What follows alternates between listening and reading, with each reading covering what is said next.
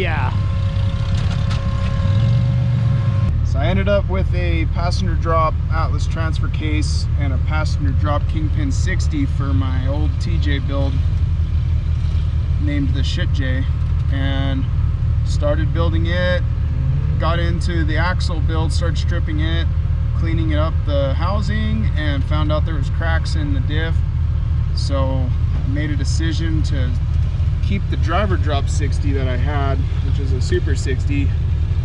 Kept that, put up the Atlas for sale, and the next day a guy came and picked it up.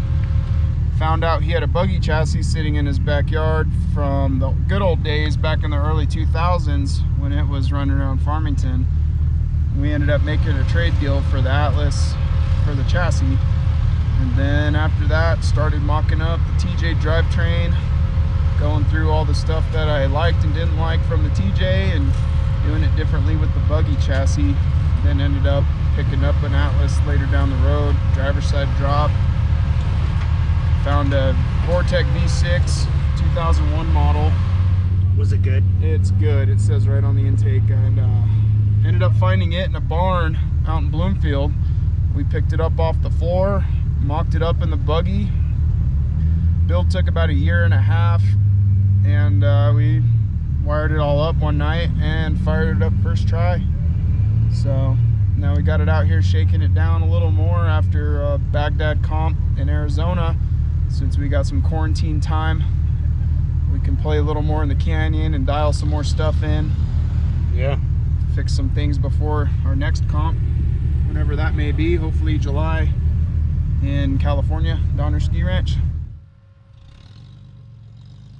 Baghdad is a lot different than Farmington. The rocks actually were a bit stickier, but the dirt is a little bit wet out there, and the boulders like to move a lot, so it's a little different from the terrain out here where you got solid rock formations to play on and nothing really changes day to day. So going out there and playing around in this with low hanging differentials and a pretty low belly proved to be a little bit challenging with the boulders out there, but we made it through first comp in the buggy, and really first time wheeling out of Farmington, pulled the 10th place in Sportsman B class. So hopefully the rest of this season we'll kind of pick up on our skills, me and my spotter Isaac Overwright.